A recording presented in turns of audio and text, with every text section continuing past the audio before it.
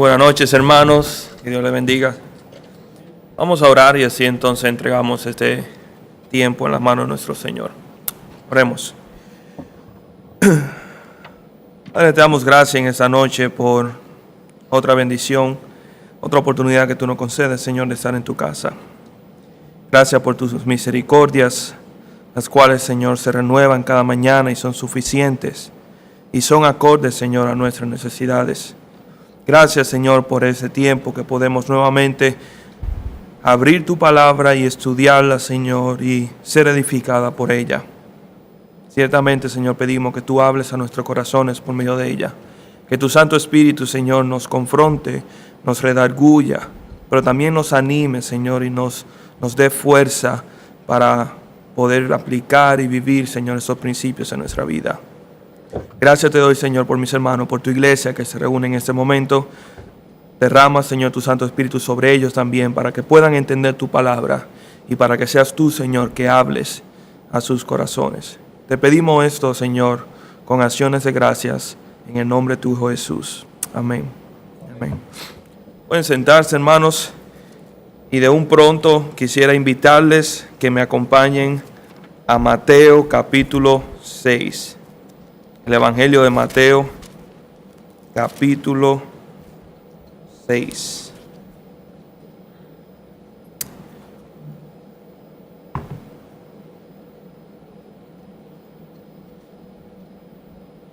Como ustedes saben, continuamos en nuestro estudio del Sermón del Monte, como lo hemos estado haciendo ya por mucho tiempo, y estamos en esta sección donde nuestro Señor Jesucristo sigue lidiando con el tema de nuestras necesidades terrenales.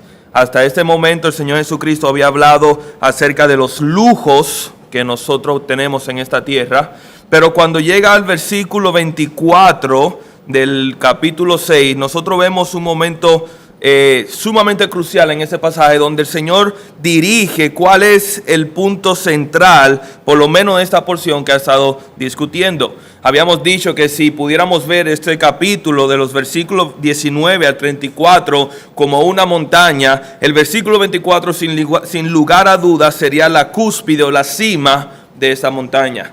Pero ahora nosotros estamos estudiando los versículos que van del 25 al 34, el cual es descendiendo de esa cúspide, de esa cima. El Señor está tratando directamente de cómo nosotros como cristianos debemos tratar y cómo nosotros debemos enfocarnos y cómo debemos manejar lo que son nuestras necesidades terrenales. No es solamente cuestión de que sirvamos al dinero o a las riquezas por lujo o por vanagloria, pero podemos también servir a las riquezas por necesidad, porque entendemos que por ellas es que nosotros podemos encontrar nuestro sustento y nuestro soporte. A lo que el Señor Jesucristo nos responde en repetidas ocasiones, de hecho 3 veces en este pasaje, que no debemos afanarnos por nuestras necesidades terrenales. Nosotros habíamos estudiado en la última ocasión los versículos que comprenden del 25 hasta el versículo 30, y esa noche, Dios mediante, vamos a ver la porción de los versículos 31 al 34. Así que si pueden, vamos a leerlo juntos, y solamente para estar en contexto vamos a leer los versículos que van del 25 hasta el 34. Si lo tienen, entonces leemos la palabra de Dios. Dice así, Mateo capítulo 6, versículo 25. Por tanto os digo, no os afanéis por vuestra vida, que habéis de comer o que habéis de beber, ni por vuestro cuerpo, que habéis de vestir. ¿No es la vida más que el alimento y el cuerpo más que el vestido? Mirad las aves del cielo, que no siembran, ni ciegan, ni recogen en graneros, y vuestro Padre Celestial las alimenta. ¿No valéis vosotros mucho más que ellas? ¿Y quién de vosotros podrá, por mucho que se afane, añadir a su estatura un codo? ¿O por el vestido, por qué os afanáis? Considerad los lirios del campo, cómo crecen, no trabajan ni hilan. Pero os digo que ni aun Salomón con toda su gloria se vistió así como uno de ellos. Y si la hierba del campo que hoy es y mañana es echada en el horno, Dios la viste así, ¿no hará mucho más a vosotros, hombres de poca fe? No os afanáis, pues, diciendo, ¿qué comeremos, o qué beberemos, o qué vestiremos? porque los gentiles buscan todas estas cosas, pero vuestro Padre Celestial sabe que tenéis necesidad de todas estas cosas. Mas buscad primeramente el reino de Dios y su justicia, y todas estas cosas os serán añadidas. Así que no os afanéis por el día de mañana, porque el día de mañana traerá su afán. Basta cada día su propio mal. Que el Señor bendiga su santa palabra. Habíamos dicho en la última exposición del Sermón del Monte que los versículos del 25 al 30 nos enseñan 3 razones por las cuales nosotros no debíamos de afanarnos por nuestras necesidades terrenales. No vamos a desglosarlas o explicarlas cada uno, simplemente las vamos a enumerar a manera de repaso. Habíamos dicho que el Señor nos enseña que no tenemos que afanarnos por el hecho de que, número 1, ya tenemos lo mayor. ¿Y a qué se refiere con lo mayor? Es el hecho que ya tenemos nuestra vida y nuestro cuerpo, lo cual es mucho mayor que la comida o que el vestido que podremos necesitar. Y si Dios nos ha dado lo mayor, ¿acaso también no nos dará lo menor? Ese era el argumento que veíamos en la última ocasión. Otra razón era el hecho que nosotros somos especiales en su creación. Somos hijos de Dios y por ende somos mayores y más especiales que las aves del cielo y los lirios del campo. Como bien acabamos de leer, el Señor cuida de ella y la sustenta. ¿Acaso no hará Dios también con nosotros aún más? Y últimamente habíamos visto, la tercera razón es el hecho de que al final del día no podemos afanarnos por nuestras necesidades terrenales porque no dependen de nosotras. Como bien decía el texto, no podemos añadir un codo a nuestra estatura, sino que estas necesidades están sujetas a la soberanía y a la buena voluntad de nuestro Dios. Pero en esos versículos que vemos ahora, los versículos que van del 31 al 34, el Señor Jesucristo nos da otras 3 razones más por las cuales nosotros no debemos afanarnos. Y usted se dará cuenta que 3 veces, como habíamos dicho en este pasaje, en el versículo 25, versículo 31 y versículo 34, el Señor vuelve y reitera, no os afanéis. ¿Y cuáles son estas razones que vamos a ver? Bueno, primero es que no debemos afanarnos porque tenemos a un Padre Celestial, como bien dice el versículo 32. También porque dicho afán es un afán interminable, como vemos en el versículo 34. Y la última razón que vamos a ver es la que aparece en el versículo 33, porque no es lo más importante. Pero debo advertirle que por cuestiones de tiempo y que ese versículo es un versículo con muchas implicaciones y ramificaciones, vamos a exponerlo en otra ocasión. Así que nos vamos a enfocar en estas 2 razones que aparecen en el versículo 32 y versículo 34. Ahora, como bien habíamos dicho, 3 veces el Señor nos instruye aquí, nos ordena, nos manda que no debemos afanarnos. Y vale la pena recalcar lo que significa la palabra afanar. El diccionario de la Real Academia describe la palabra afanar como hacer diligencia con vehemencia, con vehemente anhelo para conseguir algo. En otras palabras, ser muy entregado, ser muy diligente para conseguir aquello en lo cual nosotros nos hemos predispuesto a conseguir. Otros sinónimos de esta palabra pudiera ser preocupación o pudiera ser ansiedad. De hecho, habíamos dicho que esa palabra, no os afanéis, en el griego, es la misma palabra que el Señor utiliza cuando le dice a Marta, Marta, Marta, afanada y turbada estás por muchas cosas. Y caracteriza esa actitud de Marta a una actitud de ansiedad.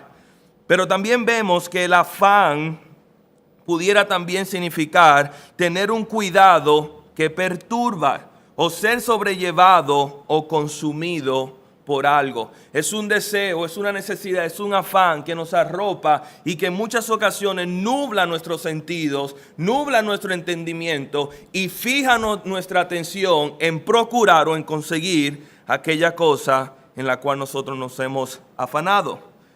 Y el afán es algo que es parte de nuestra vida cotidiana. El afán se manifiesta específicamente en aquellas cosas que nosotros estimamos o que valoramos.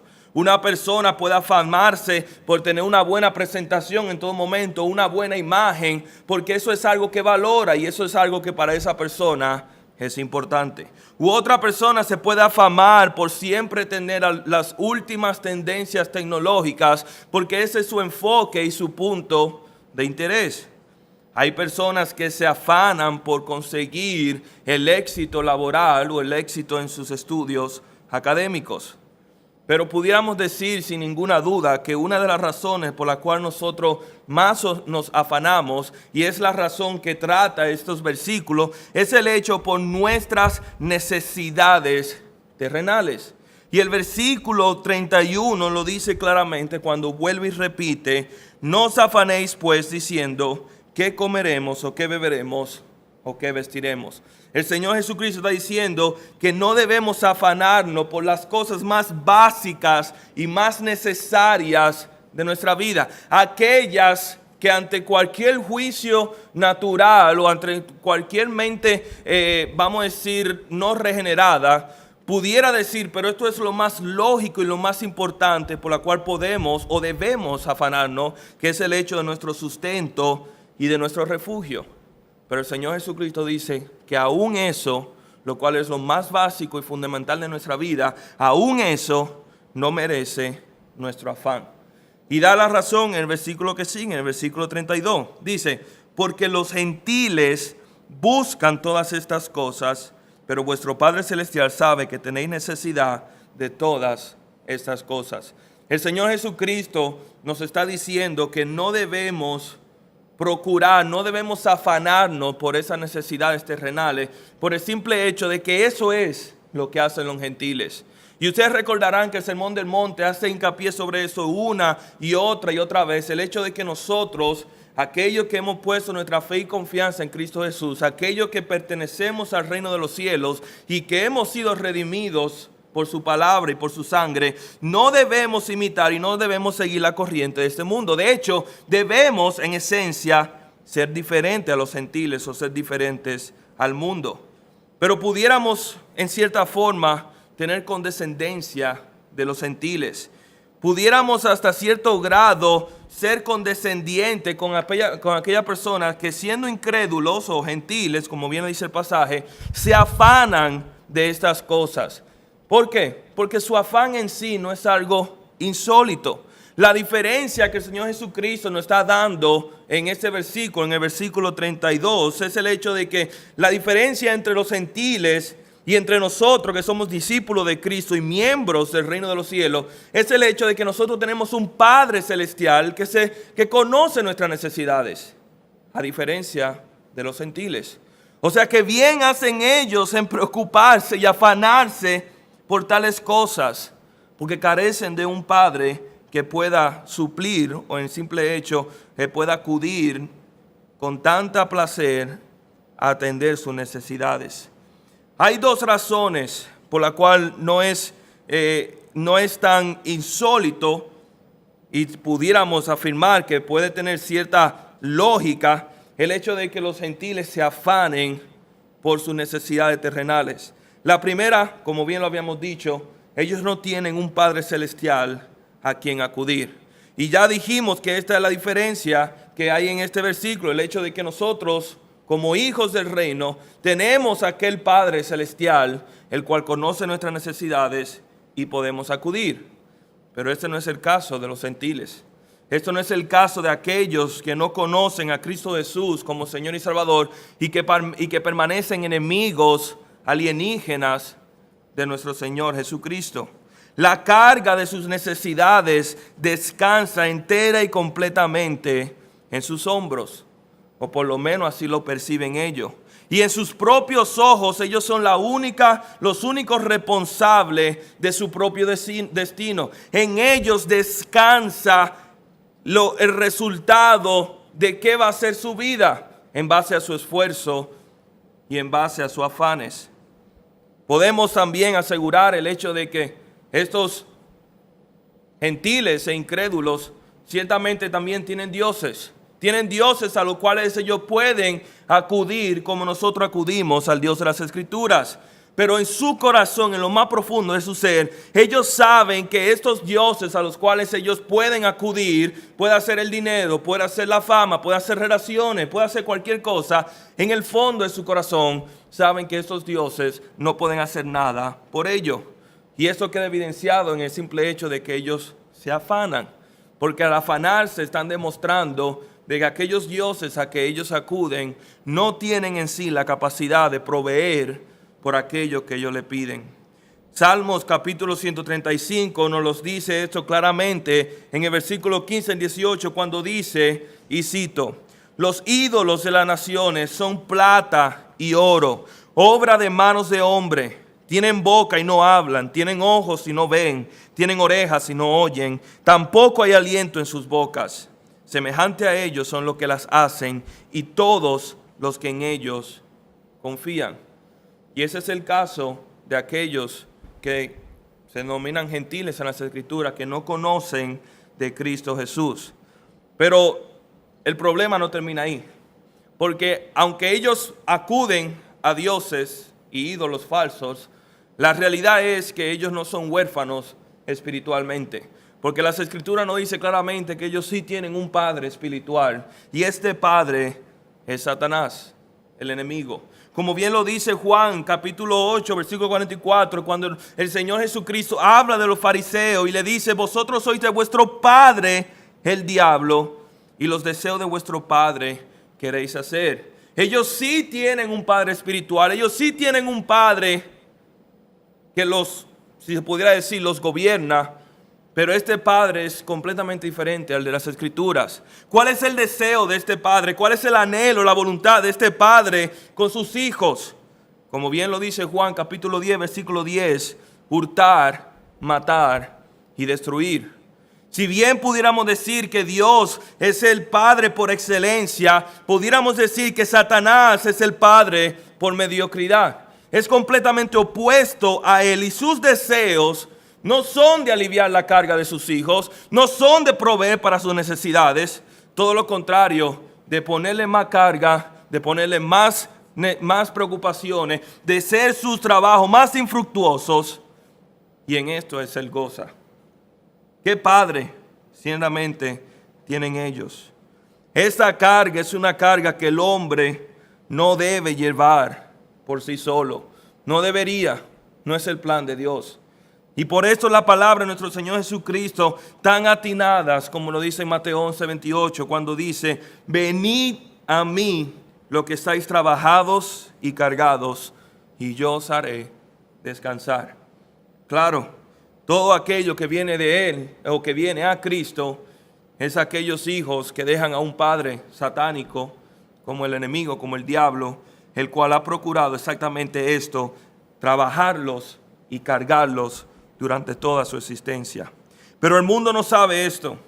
Y es por esta razón que Dios nos envía a nosotros a que compartamos este mensaje. Es por esta razón que, como dice la Escritura, como embajadores andamos por el mundo apelando, invitando a los gentiles, reconciliados con Dios. Depositen sus cargas en Cristo Jesús para que puedan encontrar aquel descanso, para que puedan encontrar ese alivio y para que puedan dejar una vez y por todas el afán que domina sus vidas. Jesús es el descanso y Jesús es el reposo que sus almas necesitan. Pero ellos no lo conocen y por ende trabajan y se afanan por las cosas que son terrenales. Pero no solamente se afanan por el hecho de que no tienen un Padre Celestial, también se afanan porque desconocen la gracia común de Dios.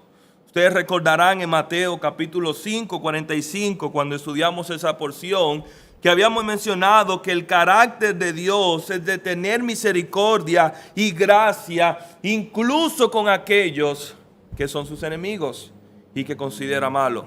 Fíjate cómo dice el versículo 45 de Mateo 5, dice, para que seáis hijos de vuestro Padre que está en los cielos, que hace salir su sol sobre malos y buenos, y que hace llover sobre justos e injustos. Dios hace salir el sol, Él hace llover, Él prospera el trabajo y Él dispone la provisión tanto para buenos como también para malos.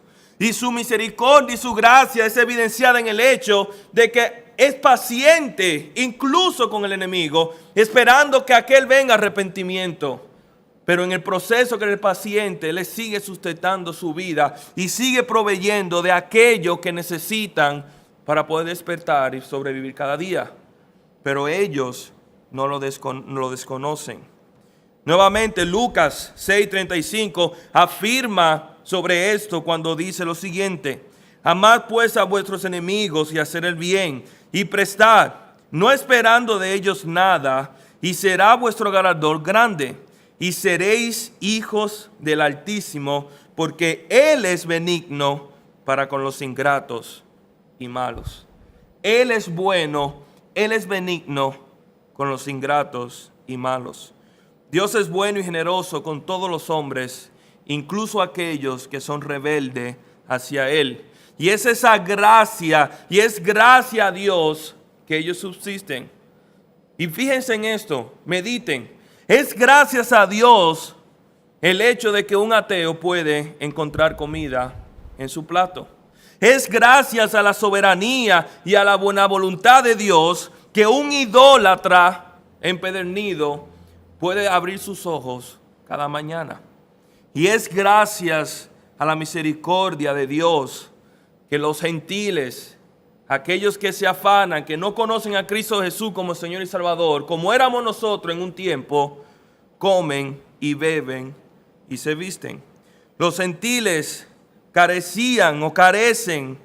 los gentiles caerían entonces en la misma categoría que el Señor menciona en versículos anteriores, que es la categoría de los aves y de los lirios. Aquella parte de su creación que sin conocerlo y sin hacer poco esfuerzo, el Señor sustenta y el Señor provee. Y bien pudiéramos incluir también aquellos que están en desobediencia al Señor. El hombre natural no percibe estas cosas y por tanto se afana por ellas. Pero lo que el Señor nos está diciendo, o el enfoque que nos quiere dejar marcado aquí, es el hecho que ese no es el caso de nosotros. Ese es el caso de los gentiles. Esa es la situación y la condición en la cual se encuentra un mundo perdido. Pero nosotros somos diferentes porque tenemos un Padre celestial. Y tenemos un Padre que conoce todas nuestras necesidades. Un Padre que nos creó con un estómago que necesita comida. Un Padre que nos creó con una garganta que necesita agua. Y un Padre que nos creó con un cuerpo que necesita abrigo. ¿Acaso no conoce Dios todas nuestras necesidades? Yo no puedo pensar en una persona más adecuada que conozca nuestras necesidades que aquel que nos creó y que nos diseñó. Tenemos un Padre que no necesita que le recordemos nuestras necesidades, sino que un Padre que anhela hacernos bien. Pero hay otra cara de la moneda que es importante que sepamos. Así como Dios dice aquí el texto que tenemos un Padre celestial que conoce que tenemos necesidad de todas estas cosas, ese mismo Padre también es infinito en sabiduría y enteramente soberano. ¿Y qué significa esto? ¿Qué significa que nuestro Padre es infinito en sabiduría y eternamente soberano? Que si llegásemos a tener hambre y faltara el pan, que si llegásemos a tener sed y faltara el agua, o si tuviéramos frío y la ropa escasease, es porque nuestro Padre sabe que tenemos necesidades de algo mayor en nuestra vida que del hambre o de la sed o del frío. A veces es mejor que tengamos hambre. A veces es mejor que tengamos frío, que tengamos sed, porque esa hambre o ese frío o esa sed nos obligará a depender y a confiar aún más en Él. Y esto es mucho mejor. Esto es mucho más apropiado y beneficioso para vuestras vidas. Porque en su infinita sabiduría y en su infinita y soberana voluntad, Él siempre nos concede aquello que es bueno para nosotros, pero también acorde a su plan soberano. Dios conoce todas nuestras necesidades, incluso aquellas que son desconocidas de nosotros. Y esta verdad El hecho de que Dios, nuestro Padre Celestial, sabe que tenemos necesidad de todas estas cosas, es una verdad que debe afianzarse en nuestros corazones. Debe descender de nuestra mente a nuestros corazones, porque muchas veces conocemos y sabemos esto, pero no vivimos en base a esta verdad o a este conocimiento. Debe convertirse en algo más que una información que nosotros tenemos grabada en nuestra mente, y debe ser un principio que gobierne nuestra vida. El hecho de que cuando nosotros abramos nuestra nevera o abrimos nuestro closet o abrimos nuestro estado de cuenta bancario, podamos agradecer al Dios al reconocer que todo lo que tenemos ha sido provisto por Él.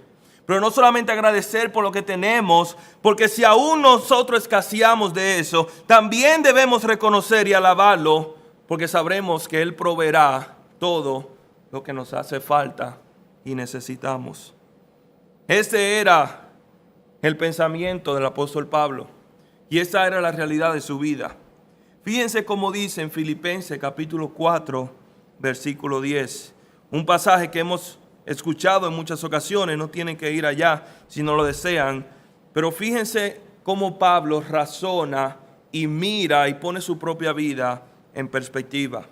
Dice Filipenses capítulo 4, versículo 10, en gran manera me gocé en el Señor de que ya al fin habéis revivido vuestro cuidado de mí. Pablo está hablando en la iglesia filipense y le está dando la gracia, le está animando y reconociendo cómo ellos decidieron unirse a la obra del Pablo por medio de un sustento. Dice, y sigue diciendo, de lo cual también estabais solícitos, pero os faltaba la oportunidad. No lo digo porque tenga escasez, pues he aprendido a contentarme cualquiera que sea mi situación. Sé vivir humildemente y sé tener abundancia. En todo y por todo estoy enseñado, así para estar saciado como para tener hambre, así para tener abundancia como para padecer necesidad. Todo lo puedo en Cristo que me fortalece. ¿Y qué está diciendo aquí el apóstol Pablo? Él está diciendo que él ha aprendido a estar contento en cualquiera que sea su situación. Pero no solamente ha aprendido a estar contento en sus situaciones, sino que también ha aprendido a vivir de acuerdo a la provisión del Señor, ya sea en abundancia o ya sea en escasez. Pero posiblemente más importante, él ha aprendido a encontrar su fortaleza no en sus necesidades materiales, sino en la fortaleza que solamente puede encontrar en Cristo Jesús, cualquiera que sea su condición.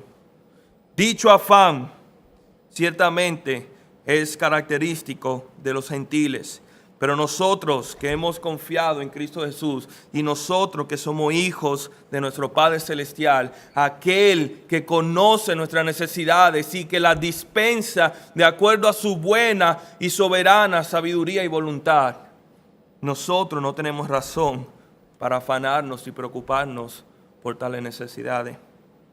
Pero hay una segunda razón que nos dice el texto, y es la que se encuentra en el versículo 34. Dice el versículo 34, así que no os afanéis, dice nuevamente, no os afanéis por el día de mañana, porque el día de mañana traerá su propio afán. Basta a cada día su propio mal.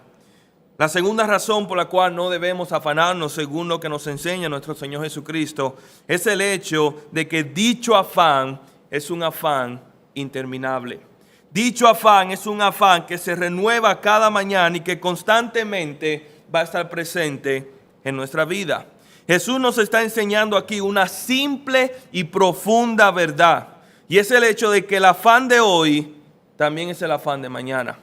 Y el afán de mañana también es el afán de pasado mañana. Y el afán de pasado mañana seguirá siendo el afán de toda nuestra vida hasta que seamos redimidos de este mundo caído. Y el argumento que el Señor Jesucristo nos plantea aquí, en cierta forma, es un argumento lógico. ¿Por qué debemos afanarnos por las necesidades de mañana cuando ya tenemos suficientes con las necesidades de hoy? ¿Por qué tenemos que preocuparnos por las cosas que van a venir en el mañana si todavía tenemos que preocuparnos por las cosas que ya llegaron en el día de hoy? La comida de hoy nos faltará mañana. Y la ropa que tenemos puesta hoy, posiblemente mañana no la tendremos, o en una semana, o en un mes. Pero la palabra de Dios nos enseña que de la misma forma que no debemos afanarnos por el día de mañana, de la misma forma Dios va a suplir cada día de acuerdo a nuestras necesidades. Lamentaciones capítulo 3 versículo 23 nos lo dice, cuando dice nuevas, hablando de la misericordia de Dios, nuevas son cada mañana y grande es su fidelidad. Dios dispensa su misericordia para las necesidades de cada día. Y nuevas son la misericordia de Dios para los afanes de hoy. Pero no son suficientes para los afanes de hoy y de mañana. No podemos tomar prestado lo de mañana para acumulárselo a nuestros afanes de hoy. Todos conocemos aquel letrero famoso que posiblemente lo hemos visto en muchos colmados o en otros sitios, donde dice, hoy no fío, mañana sí. Y uno dice, bueno, pues déjame venir mañana. Y cuando llegamos mañana encontramos el mismo letrero que dice, hoy no fío, mañana sí. Y uno dice, bueno, pues ok, volvemos el próximo día y encontramos el mismo letrero. Hoy no fío, mañana sí. Pues si Dios pudiera poner un letrero en nuestros corazones, diría algo así, hoy hay misericordia, mañana no. Y venimos mañana nuevamente y encontramos el mismo letrero, hoy hay misericordia, mañana no. Y al otro día venimos, hoy hay misericordia, pero mañana no. Dios espera que nuestro enfoque esté en el día de hoy, antes que esté en el día de mañana. ¿Y por qué Dios insiste tanto en que nos enfoquemos en el día de hoy? ¿Cuál es el fin? ¿Cuál es la finalidad de hacer tanto hincapié en que hoy sea nuestro día de enfoque? Bueno, por dos razones. Número uno, dice la palabra claramente que el día de mañana es incierto.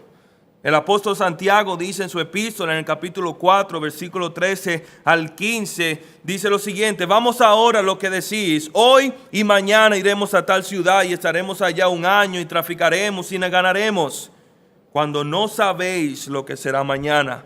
Porque ¿qué es vuestra vida? Ciertamente es neblina que se aparece por un poco de tiempo y luego se desvanece. En lugar de lo cual deberías decir, si el Señor quiere, viviremos y haremos esto o aquello. ¿De qué sirve afanarnos por un mañana que es incierto? ¿De qué sirve preocuparnos por algo que no es cierto y seguro que va a venir? Eso en realidad es afanarse de gratis o afanarse en vano. Si mañana llega, Dios proveerá. Pero si mañana no llega, amén, Dios ya proveyó.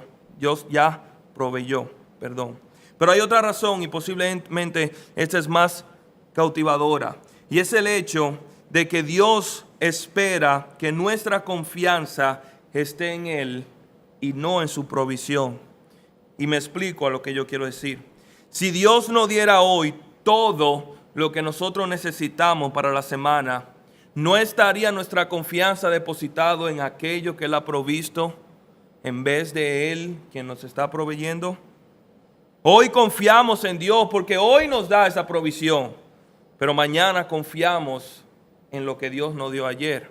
Y este fue el caso de la nación de Israel. Y no hay ningún mejor ejemplo que podamos sacar para eso que como fue la nación de Israel cuando estuvo en el desierto y el Señor les sustentó cada día que estuvo en el desierto peregrando. Y quisiera invitarles que para este texto sí me acompañen al libro de Éxodo capítulo 16 versículo 13. Y vamos a ver exactamente cómo el Señor aquí expone la necesidad de cada uno de nosotros de confiar en Él para la provisión del día de hoy sin preocuparnos en la provisión de mañana. Éxodo capítulo 16 versículo 13. Vamos a estar leyendo hasta el versículo 21 del pasaje.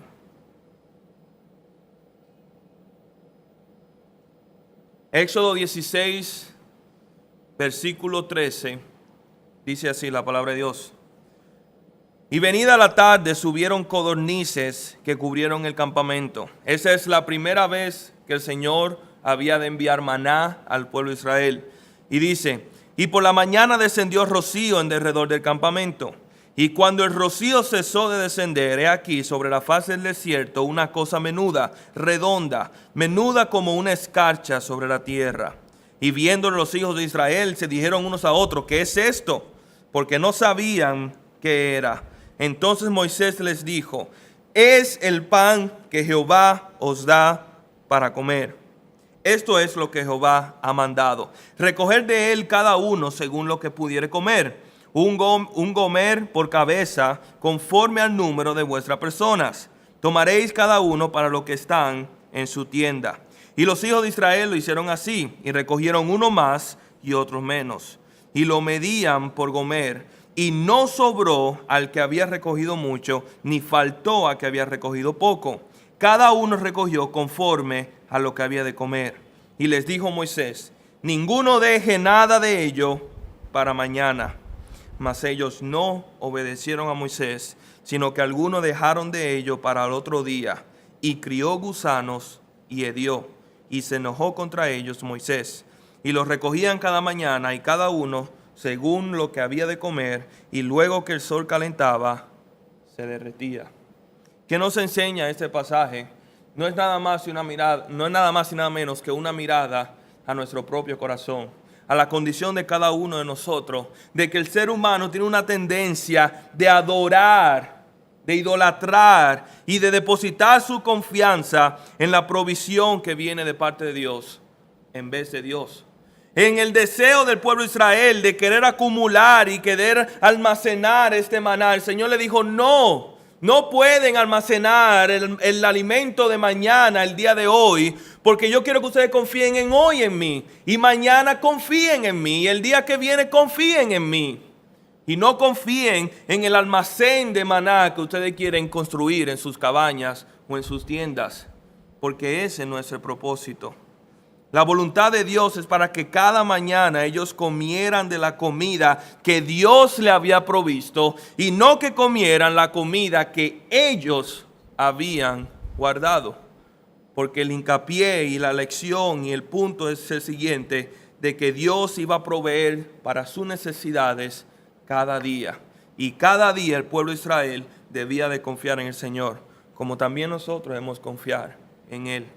Hermanos, esto no significa que nosotros no debamos tampoco de administrar. Y es importante que recalquemos este punto. Muchos de nosotros recibimos un salario mensual o quincenal, o tenemos ahorros o planes de ahorro para proveer para nuestra familia. Eso no quiere decir que todos los 15 y todos los 30 desfifarremos el sueldo y después confiemos en que el Señor va a proveer para lo propio para cada uno de los días, porque eso sería negligencia y mala mayordomía. Pero aún en lo que Dios ha provisto hoy para ser usado el día de mañana, aún en eso nosotros debemos de confiar en el Señor y ser agradecidos. ¿O no es por eso que damos gracia en cada alimento? No es por eso que en cada comida que nosotros comemos, aunque tiene una semana, aunque tiene 2 semanas en la nevera, nos sentamos en la mesa y damos gracias y decimos, gracias Señor por la comida, por los alimentos que tú has provisto. Por eso somos agradecidos de sus provisiones. Porque Dios provee cada mañana, independientemente si nosotros tenemos o no. Cada día ciertamente trae su afán, pero cada día Dios renueva su misericordia. Y cada día nosotros debemos confiar y depender y dar gracia a nuestro Padre Celestial por sus misericordias. Hermanos, ¿por qué afanarnos? Si tenemos a un Padre Celestial que conoce nuestras necesidades y atiende nuestras necesidades. ¿Y por qué afanarnos si al final del cuenta es inútil tomar prestado los afanes de mañana para el día de hoy? Cuando Dios nos ha prometido que su gracia y su misericordia son suficientes y bastan para el día de hoy. Ciertamente no tenemos razones justificables. Que el Señor nos bendiga y nos permita a nosotros poder vivir estas verdades. Oremos, hermanos. Padre, queremos primeramente, Señor, pedirte perdón por lo cual en nuestras vidas, Señor, incluyéndome la mía misma, tan a menudo, Señor, olvidamos quién tú eres. Olvidamos, Señor, que somos tus hijos y que dependemos de ti. Y aunque las circunstancias, Señor, puedan ser adversas, aunque podamos, Señor, ciertamente estar en escasez, Padre, no estamos desamparados y no estamos huérfanos. Y tus misericordias, Señor, de acuerdo a tu infinita sabiduría, siempre están disponibles para nosotros. Padre, ayúdanos a que verdaderamente esto sea un principio, una realidad en la cual nosotros cada mañana vengamos y demos gracias por lo que ya tú nos has provisto. Y que confiemos, Señor, que mañana o al otro día tu fidelidad, Señor, será perpetua. Gracias por tu palabra, Señor. Gracias por tu Hijo. Gracias, Señor, por lo rico y abundante y bondadoso que eres con nosotros, porque no lo merecemos, Señor. Y gracias por tu iglesia, que tú has permitido, Señor, que se reúna y que nos has concedido, Señor, la bendición de poder sentarnos y aprender de tu palabra, Señor. Gracias te damos, Señor, y te pedimos tu bendición en el nombre de Jesús. Amén.